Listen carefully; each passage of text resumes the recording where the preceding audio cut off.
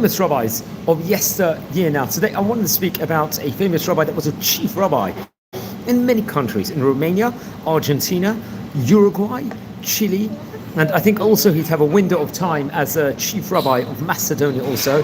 Very, very famous rabbi of the 20th century, you could say, when it comes to chief rabbinate roles. He was a Bulgarian-born Sephardic rabbi named Rabbi Sabetay Djaen. He lived between 1883 to 1947. So he wasn't just a chief rabbi in various different places. He was an author, he was a playwright, he was an educator, a columnist in both Ladino and in Serbian. He was one of the central figures, let's just say, of Sephardic Jewish diaspora between the two world wars. And his family, I think, came from the Andalusian city of G'ain, hence his family name in of itself. Well, I think his family would originate before the expulsion from Spain. We'll go back all the way to the late 1400s. He would serve as the chief rabbi of the Sephardic Jews in Argentina, in Uruguay from 1929 to 1931. I think that would involve a role also as a chief rabbinate of Chile. He was a chief rabbi of Bucharest in Romania between 1931 to 1944. I think he would also have a chief rabbi stint also in Macedonia, respectively. Let's explore a few of the highlights of the very famous, let's say, rabbi's life in of itself. Now, Rabbi Djaen was born in Pleb in the Ottoman Empire. I think Kamot in 1883 it was. We're talking about 142 years from our time recording. And that's interesting. His father was Joseph Djaen, and his mother was Malka Bejarano. Now, that's interesting. A key figure, Rabbi Chaim Bejarano, was another key Ottoman rabbi at that point in time. I believe that was his cousin, if I'm not mistaken. And there was a connection over there in of itself. He was known for his adventurous spirit, let's just say, in of itself. And people know him as a tireless traveler. He travel in of itself. He would famously study. There was a rabbinical seminary, I think, at one stage in time, of the Alliance Israelite Universal. We spoke about that in the video we did of that specific rabbinic seminary. That was in Istanbul, and that was under the flagship of Rabbi Abraham Danon at that stage in time. He was another famous rabbi, a Hebraist at that point in time. He would become a citizen of Serbia and would study philosophy at the famous University of Belgrade. Now let's speak about it. He was very active in Bosnia and Serbia in his early days, especially when he was a young man, where he used organizations in Belgrade very, very interesting. I think they were called Gideon for high schoolers and Hataya for working youth. He would get funding from his community for that, and he would travel to Jerusalem to study Torah at that point in time. Now what's interesting, he would later serve as a chazan, a cantor, and also a rabbi. He lived a large part of his life in the Balkans, mainly in the Kingdom of Serbia, and I think in the Kingdom of Romania, if I'm not mistaken. I think during the First World War, he lived in the Austrian Bosnia, in Sarajevo and Travnik. While he was at the early, let's say, very young age, he would excel as also a journalist. He was an editor at the Serbian newspaper Vreme in Belgrade, respectively. So you could see he was very, very tireless, and you could say he probably had ADHD. That could be one of those things we could say in this mind, just the way he was able to conduct so much different activities, so many diverse activities in himself. Now, I think it was at the suggestion of the chief rabbi of Sephardic Jews of Yugoslavia at the time, Rabbi Alkalai, Rabbi Djaen would settle in monastery in Macedonia, and he would return to the Balkans at that point in time. I believe he would be the chief rabbi of monastery in Macedonia between 1925 to 1928 of that community in itself. He worked, let's say, a very great rate to create a national consensus, let's say, amongst Sephardic Jewry across the globe.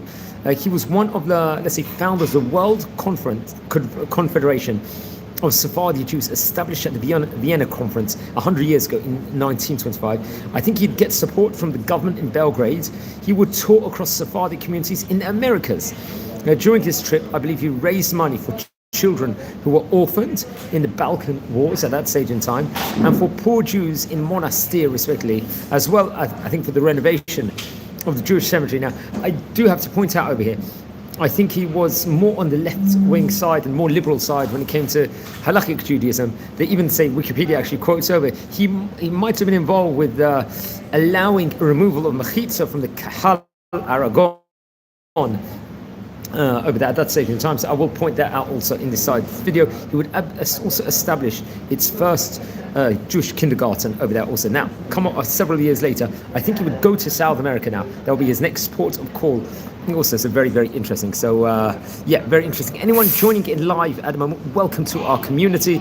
We're a community. We are exploring the history of great rabbis of yesteryear over here. We happen to be speaking about a famous Serbian rabbi, Bosnian rabbi, Bulgarian rabbi. Some very much well decorated over here. So please subscribe and join our community. So, after his period in Macedonia, he would go to South America. In 1928, he would emigrate to Argentina. He would serve as a chief Sephardic rabbi between the years 1929 to 1931. During this term, I think Rabbi Djaen spoke at the inauguration of the great synagogue in Corrientes, very famously enough, it's a famous place. He would make great efforts to bring an achdut, a unity, among Sephardic communities in the country during that time. In 1928, he established a Sephardic rabbinate in Argentina, but I think it would disband after 2 years. He promoted the study of Hebrew and directed and wrote the Ladino play Esther, if I'm not mistaken. He visited various different Talmud Torah classes in of itself, giving gifts, as to say, to high achieving students, hence trying to really promote achievement and excellence. He would found a Sephardic Jewish youth club and often visit each community in the area, attempting to document each community and their institutions also respectively. I think famously in 1929 he would visit the province of Araucanía in Chile for the city of Temuco, if I'm not mistaken, where I think some Jews from the monastery had immigrated, so he would keep contact, let's just say, in of itself with the monastery Macedonian community also over there also, which is very interesting. I think he would succeed also in uniting local Jewish people into one singular community. It's actually interesting, as a gesture at that point in time of Hakarat, gratitude, the Jews of the issue would elect him honorary chairman of the new community, and Rabbi Djaen would work diligently in collaboration with Spanish Christian academics, for example, Dr. Angel Peludo Fernandez and Rafael Cancinos Asens in Spanish, to renew relations between Jews and non-Jews in the country, while also improving rights to locals. Now, for the renewal, let's just say, of said relations of Spain and Sephardic Jews at that point in time, he would visit Spain in 1931 and met with Spanish foreign minister, someone named Alejandro Lerux, and he was a chairman of the Spanish Jewish community, Ignacio Bor, if I'm not mistaken. And during his tenure as a chief Sephardic rabbi in Buenos Aires, I think there will be, let's say, among the conservative circles over there, about his more modern religious authority over there at that point in time. So that will be like that would cause a lot of debate in the community itself. Remember, I did point out originally in Macedonia, seemingly he was more liberal on the liberal side there. So definitely, definitely on the more conservative and orthodox circles in of itself, that would have definitely been problematic. That's something I would point out over here. Now, he was actually involved with. He was learning in the Alliance Rabbinic Seminary that also tend some of the students were a bit more on the liberal side. Also over there, I have to point out. It's very interesting. Now, so I think for nearly a decade, from 1921 to 1930, so he'd eventually come to Romania. Between 1921 to 1930, the Sephardic community in Romania did not have its own rabbi. Come what 1930, Rabbi Djaen was elected the Mare Rabbin, the grand rabbi of the Sephardic communities in the country, and he would serve from 1931 to 1944. His inauguration was celebrated at the Kahal Grande Synagogue in 1931. He was highly, let's just say, respected, and apart from, let's say, cultural aspirations, included lectures on history, philosophy, he was charitable in the field of welfare. He was an active participant at the head of the Union of Sephardic Communities, along with another famous person, Yosef Pinchas. He established a Jewish studies class at the Yeshiva Hall of Kahal Grande for the first time since Rabbi Jacob Itzik Niemro's tenure before the community, before the community. During, let's say, the period of intensification of anti-Jewish sentiments in Romania during the Second World War, he was arrested multiple times. He was first arrested during the Legionaries' Rebellion and Bucharest pogrom of January 1941. He would survive it. He oversaw the destruction of the Grand Temple by rioters. He was one of the Jewish leaders taken hostage and put at threat of execution, let's just say, under hostile behavior against Romanian people. The rabbi, I think, would collaborate with Rabbi Niemerowa and Alexandru Safran to organize aid for Romanian Jews and exiles. Together with Safran, I think, come September 1940 it was, if I'm not mistaken, he appealed at that stage to, he would give like an appeal to new Romanian dictator, someone named Ion Antonescu, to request that he rescind the decree to close synagogues throughout the country. And the appeal over here was partially successful. I think come 1944, there was a fate of Romanian Jewry. It was not certain. The rabbi managed to escape from Romania thanks to the Chilean consul, General Miguel Angel Rivera Gonzalez, I think at that point in time. He was succeeded in the Sephardic community of Bucharest by Rabbi Mordechai Ashkenazi. Interesting enough, so you can see he did a heck of a lot during his time period. In his final years, he would leave Romania in 1944. He would visit British Palestine and return 2 years later to Argentina.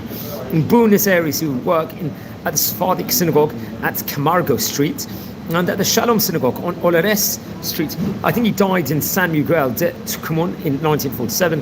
His grandson, someone named Rabbi Djaen, would emigrate to the United States and was involved in the publication of his grandfather's writing. So he would write various different literary work in of itself. He was really, really proud about his Ladino heritage.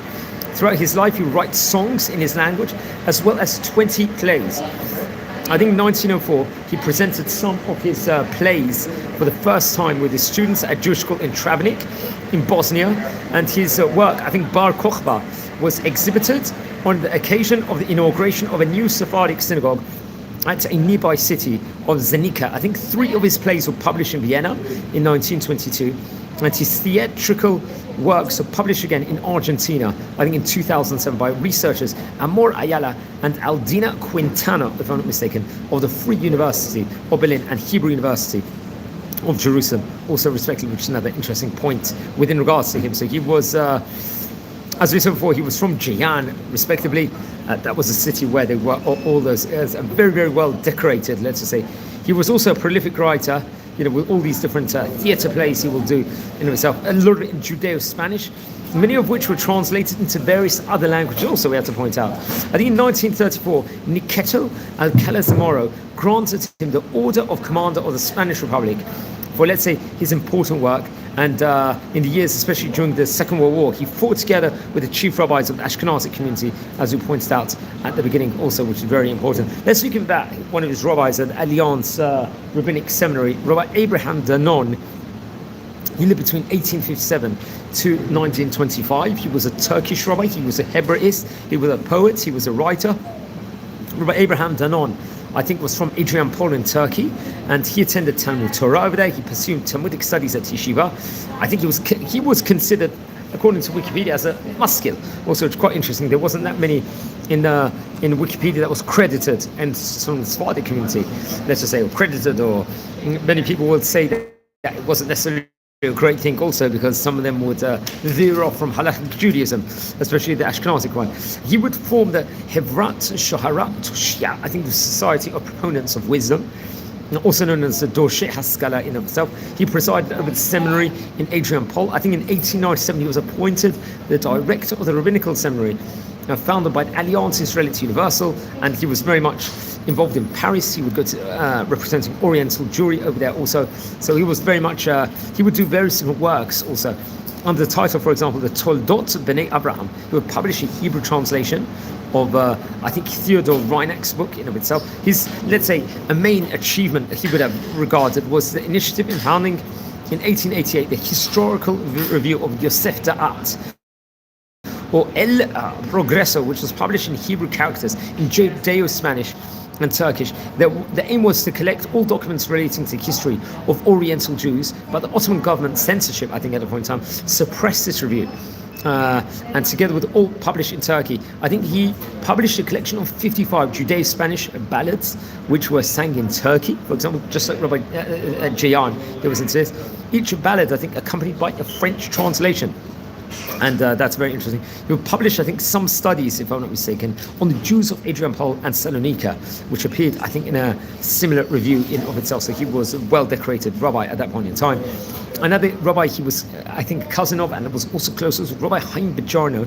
He lived between 1846 and 1931, so he passed away about 16 years before Rabbi Djaen did, respectively. He was also from Bulgaria, and he was also a poet of Ladino language. He would work also in Romania and Ottoman Turkey.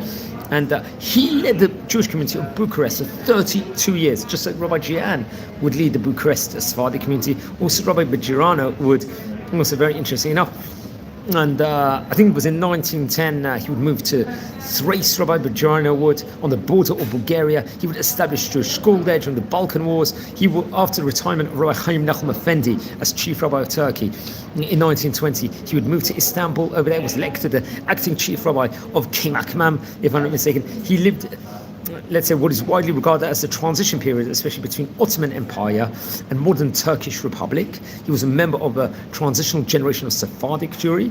He participated, let's say, both in halachic tradition as well as an affection for the land of Israel and modern culture. He would correspond with various intellectuals, just Rabbi Djaen would, especially with other great rabbis, Rabbi Moses Gasser, Rabbi Chaim Nachum Bialik, Georgios Clemenkeo, if I'm not mistaken, and aspired the politician Angel Pulida with working to reconcile Spaniards with descendants of Sephardic Jews who were expelled from Spain, I believe also. And I think he was very into, let's say, the cultivation of Ladino also. He was an author of a collection of Ladino proverbs that contains more than 3,600 sayings of Sephardic Jews. And I think for his contribution to the study of Sephardic poetry, Rabbi Bejarano was honored by Bialik. He was elected a correspondence member of the Spanish Royal Academy. And his daughter, Diamenta, collected her father's works, if I'm not mistaken, which is something that we have to point out also. Which is many of his works would be, and donated them to Arias Montano Institute in Madrid at a time which was run by Jacob M. Hassan. Rabbi Bejarano was married to someone named Rabbanit Reina Asa, and they had 8 children, 3 sons, Marin, Eseva, and Jacques, and 5 daughters, Boko, Rosa, Rachel, Blina, and Diamanta Barat. And now, Rabbi Bejarano would pass away in Istanbul on August the 23rd, 1931. So he was a cousin of Rabbi Djaen. And it's actually interesting, we had on this series a relative of Rabbi Bejarano and possibly from Rabbi Djaen that was related to him. We already had on this series that we were privileged enough to record with. So, it's interesting, the whole topic of Ottoman Sephardim, more on the later period, was definitely these famous rabbis. I think we'll go back to Ottoman Sephardim, much can be. I think especially Romania, Bucharest itself, had strong proof of Sephardi presence. I think all the way back from 1550, we're talking a bit about Romania for a minute, because both Rabbi Djaen and Rabbi Bejarano, they were very involved in Romania. I think there were documents that was issued by Prince Mirza Kirinbol speaking about Jews who owned stores there. I think there was response of Rabbi of Salonika, Rabbi Samuel de Medina, at that point in time, especially Rabbi Yosef Karo of Nika, Poland, 1559, would write a responsa in which one can find 2 names mentioned in a responsa, which proves the stability of respective Sephardim in the city in of itself. It's interesting, it was a period of Sephardic trade between Ottoman Empire and Romania would increase in the second half of the 16th century, if I'm not mistaken. And I think there were stable communities, especially at that in Foksina in 1700. And it's interesting, in the olden days, some princes like Aaron of Tyrant would unfortunately impose high taxes to be able to repay their debts. Ottoman Sephardic creditors, actually, fortunately, because we want them to get the money back. And so you can see there was, let's just say, unfortunately, I think it was in 1714, Prince Stephen Cantacuzzo demolished the Sephardic synagogue in Bucharest and forbade the Jews to gather for prayer. So there was anti-Semitism in Romania, itself at different periods of time. And I think Sephardic Jews would have continue to come from the Ottoman Empire to the Romanian principalities, especially during the 18th century, because of, let's say, commercial relations at that point in time. But the most important Sephardic century remained in Romania in the 19th century, when a series of important personalities came from the Ottoman Empire and managed to impose themselves, let's say, as leading figures in diverse areas. Some of them were rapid for their contribution by being granted certain facilities, like say first-generation bankers and even individualized citizenships. And very interesting. I think the Romanian principalities and later on Romania refused to emancipate the Jews. I think, remember, at that point in time, Rabbi Djaen would become the rabbi in 1931. So I think they would the Romanian principalities would give preference to individual and selective naturalization until the Constitution of 1923, which provided for all overall neutralization of Jews for the first time in history. And unfortunately, the one that was so to last only 15 years, as the 1938 law for the revision of citizenship struck many of them with it. That was the time period when Rabbi Sabetay Djaen was the chief rabbi of Romania at that point in time, Bucharest. Other key people we should mention about, we recorded in this series about Rabbi, I don't know if it was Rabbi Solomon Abraham Rosanis, who was a bibliographer, he was a historian, he was born in 1862, he was also close, I think, with Rabbi Sabetay Djaen, Rabbi Chaim Bejerano. He was a student, actually, of Rabbi Bejerano, and had great talent for foreign languages. Rosanis would learn Turkish and French, which was opened school by Alliance Israelite Universal in his hometown. Arabic, Hebrew he knew in the Holy Land. He would travel, I think, there. He knew German, and he would be very well traveled, I think, in various different places. He would write extensively about Rabbi Joseph Caro and the origins of Bulgarian Queen Theodore to the Jewish magazines. On the second, there was Amagid and Israel, and was very famous for his initiative to write a book on history in the Ottoman Empire in Hebrew. And it's actually interesting. Many Romanian Sephardic Jews become very famous in America also. For example, Jacob Levi Morena. I think he was born in Bucharest in 1889, if I'm not mistaken. He was there also. Moreno Nissim Levi, he was a merchant, a famous merchant over there also. And Paulino Inaco, for example. There were various different places. And following Chaim Bejerano's, he was a philosopher, was an educator, so he was very, very close to all these people, just like Rabbi Djaen was also. And so much can be said over. I think there's information about that point in time, about the origin of Romanian Sephardim, especially of those in Bucharest. It can be found in a cemetery, actually, which is opened in 1865. The Sephardic cemetery of Yulu Street hosts Jews who came from Turkey, Istanbul, Constantinople, from Greece, from Salonika and Ioannina, Italy, from Kaspoli and other towns, Austria, that were born in Vienna, Serbia, from Belgrade, Macedonia, born in Skopje, France, from Paris, and other places also in and of itself. I think what's interesting is just one more point about Romania and Ottoman Empire. In most cases, the Ottoman Sephardim coming to the Romanian principalities and later on in Romania in the 19th century remained over there and brought important contributions, let's just say, to the country's development in various different diverse fields in of itself. So friends, over here, it was a special edition. We were exploring the history because it was towards the end of Cheshvan, the Hebrew month of Cheshvan, the Hilula of Rabbi Sabetay Djaen, very famous Ottoman, one of the last Ottoman-related rabbis at that point in time. He was a rabbi in so many countries. And it's actually interesting. I think there were very few rabbis, out of the 1,400 rabbis we've spoken about in the series, very few were a chief rabbi in, I think, 5 different countries. I think we did mention about a few rabbis of a different point in time, but to be a chief rabbi in 5-6 different places like he was, and diverse places like Uruguay, Argentina, Macedonia, Chile, Romania, it's quite a combination. So, and he was very, very well traveled. He was also learning in rabbinical seminaries in Turkey, so you could say technically he was also acting as a rabbi over there also, which is very important to point out. Now friends, over here we are a community. We are learning about great rabbis of yesteryear. Please subscribe to the channel now. We will speak about many rabbis that many people won't in English language. That's one thing that we do over here on this community. So please, many, many reasons to join and to enjoy and get inspired. That's the first thing I will say at the moment over here. We've recorded already on this channel about 1,400 rabbis in this series already, which is a phenomenal achievement, I have to point out, friends. and we want to hopefully grow from strength to strength and speak about more in due course. Bezrat Hashem Yitbarach. Now, obviously, we also do tours all over Israel. We like to explore this beautiful country, and especially in Jerusalem and Bet Shemesh, we have recorded already about 200 tours approximately, and to see biblical Israel. Many of the streets which we visited in these tours are named after the great rabbis we are speaking about also, friends. Well, another interesting thing we do on this channel over here is we record with really interesting Jewish personalities here of modern day that shape the world in the English language. Especially we've spoken with politicians, have given us an inspirational message also, and so on and so forth. So yeah, I would very much recommend everyone to watch over those specific videos every single day and get very much inspired. We like to go to different places also to film and to be creative and to inspire and to engage. Also, we go all over Israel, and very much so just entering the supermarket at the moment as we speak.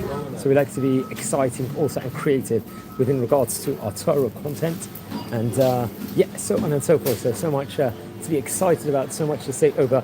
And friends, we are coming in only a few days away to the Jewish festival of Hanukkah over here. So it's really an exciting time period over here for Am Yisrael, where we are going to shed a lot of light over what darkness there is in the world at the moment, and really inspire you and grow in Torah and grow in Torah brilliance in of itself. So friends, I think we're going to leave it over here, and wishing you all a fantastic day, and thanks for watching, and take care. Have a great day. Thank you.